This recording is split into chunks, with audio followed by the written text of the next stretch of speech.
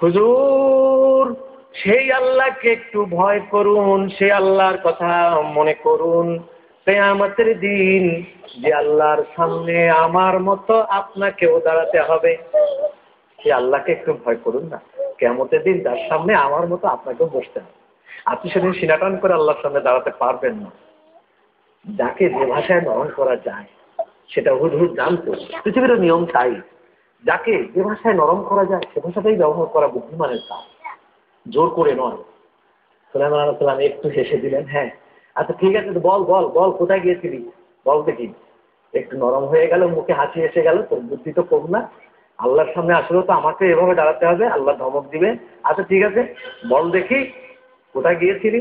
তা এখন হুদ হুদ করছেন, إني وجدت امرأة تملكهم وأوتيت من كل شيء ولها عرش عظيم।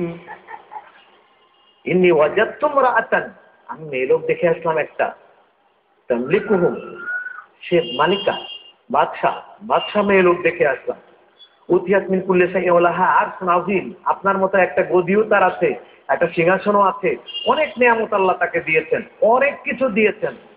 ওয়াজাদতুহা ওয়া কওমাহা ইয়াসজুদুনা লিশ-শামসি মিন দুনিল্লাহ, কিন্তু একটা সমস্যা সেখানে, সেটা হলো এই ওয়াজাদতুহা ওয়া কওমাহা, তার এবং তার কওম, তার জাতিকে যেটা আমি দেখলাম যে আল্লাহ তাআলার আলো বাতাস ব্যবহার করে, আল্লাহর রিজিক খায়, অথচ সূর্যকে সিজদা করে, ইয়াসজুদুনা লিশ-শামস, সূর্যকে সিজদা করে। হুজুর এই একটা সমস্যা, এটা আপনি ছাড়া এই মহিলাকে আর কেউ সাহায্য করতে পারবে না হুজুর, একমাত্র আপনিই পারবেন এই মহিলাকে সাহায্য করতে। হযরত সুলাইমান আলাইহিস সালাতু ওয়াস সালাম বললেন, আচ্ছা ঠিক আছে হুজুর পানি আনো, হুজুর করি, এখানকার কাজ শেষ করে তারপর দেখবো, তোমার ব্যাপারটা আমি পরে দেখবো। হুজুর করলেন এবং রওনা হয়ে গেলেন সুলাইমান আলাইহিস সালাম কোথায়, হাত্তা ইযা আতাও আলা ওয়াদিন নামল قالت نملة يا أيها النمل ادخلوا مساكنكم لا يحطمنكم سليمان وجنوده وهم لا يشعرون। যেতে লাগলেন সুলাইমান আলাইহিস সালাম, তার দলবল নিয়ে যাচ্ছেন। জাহাজ রইল, এত বড় জাহাজ আমরা ভাবতে পারি এটা কোন জায়গায় নামাবে। আমাদের দেশের জন্য তার আল্লাহ জাহাজ দেয়, জাহাজ যে দেশের জন্য দিয়েছেন সেখানে হাজার হাজার মাইল মরুভূমি, জাহাজটা এক সময় হাজার হাজার মাইল মরুভূমি, যেখানে ইচ্ছে জাহাজ রেখে দিলেন, রেখে তিনি শহরে ঢুকলেন, জনপদে ঢুকে পড়লেন। তো যাচ্ছেন, যেতে যেতে فتبسم ضاحكا من قولها وقال رب أوزعني أن أشكر نعمتك التي أنعمت علي وعلى والدي وأن أعمل صالحا ترضاه।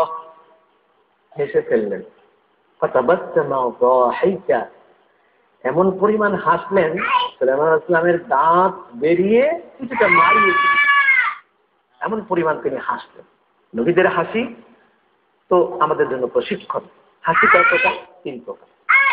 তাবাসসুম, দেহে কাহা, অর্থাৎ মুচকি হাসি, দাঁতের গোড়া বেরিয়ে যাবে কিন্তু শব্দ হবে না, এটা সুন্নাত সবার জন্য। মুচকি হাসি সুন্নাত। মা বাবাকে দেখলে হাসতে হবে, বাসায় গেলেন মা নজরে আসলো, বাবা নজরে আসলো, মুচকি হাসি দিতে হবে, আসসালামু আলাইকুম, বাবা কেমন আছে, মা কেমন আছে, বাচ্চাদেরকে দেখে মুচকি হাসতে হবে। সেই মুচকি হাসি এটা হলো একটা। আরেকটা হলো জেহে, একটু শব্দ হবে হাসি, আশেপাশের লোকজনই শুনবে, বাইরে শোনা যাচ্ছে না, এটাকে দিয়ে। আরেকটা কাহা মানে হলো মুখের মাপ যদ্দূর আছে খুলে দিয়ে এ গ্রাম থেকে সে গ্রামে যেন শোনা যায়। যে হাসির প্রশিক্ষণ আমরা দেখে থাকি জায়গায় জায়গায়, বিনোদনের মধ্যে হাসির প্রশিক্ষণ, হা হা মুখ যত বড় আছে হেসে দিল, এই হাসিটি অট্ট হাসি বলে, এটা হারাম, এটা জায়েজ নাই। এই হাসিতে 36টি ক্ষতি আছে। অট্ট হাসির 36 ক্ষতির মধ্যে আপনার ফতোয়ার কিতাবের মধ্যে 36টি ক্ষতির মধ্যে সবচেয়ে বড় বড় যে ক্ষতি সেটা হলো 1 নম্বরে মৃত্যুর ভয় থাকে না, 2 নম্বরে নির্লজ্জ হয়, 3 নম্বরে অশ্লীল কাজের প্রবণতা বাড়ে, 4 নম্বর চোখের ক্ষতি, 5 নম্বর দাঁতের ক্ষতি, 6 নম্বর স্মরণ শক্তি কমে যায়, নষ্ট হয়ে যায়। এই ক্ষতিগুলো হতে থাকে, অট্ট হাসিতে হয়। তো সেই জন্য অট্টহাসিটা এটা কারোর জন্য জায়েজ নেই।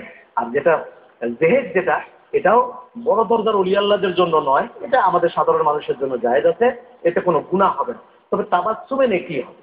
তাবাসসুম, বিবিকে দেখলে তাবাসসুম, বাপকে দেখলে তাবাসসুম, ছেলেমেয়েকে দেখলে তাবাসসুম, মাকে দেখলে তাবাসসুম, এলাকাবাসীকে দেখলে তাবাসসুম, হেসে হেসে কথা বলা, এই মুচকি হেসে কথা বলা, এটাও নেকির কাজ। আবার কিন্তু সব জায়গায় না, কেউ মৃত্যুর খবর আসলো, কেউ বললো ও মুখে মারা গেছে, সেখানে যদি আবার হেসে দিয়ে বলে ইন্না লিল্লাহ, সেটা তো উল্টো হয়ে গেল।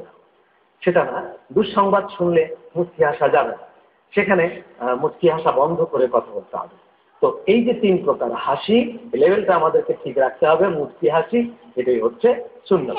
বাকি কথা, কেন সুলাইমান আলাইহিস সালাম হাসলেন, কি কারণে তিনি হাসলেন, থেমে গেলেন, বিষয়টি নিয়ে আবার আমরা আগামী পর্বে আলোচনা করছি ইনশাআল্লাহ। আজকের জন্য আপাতত এখানেই শেষ করছি। আসসালামু আলাইকুম ওয়া রাহমাতুল্লাহি ওয়া বারাকাতুহু।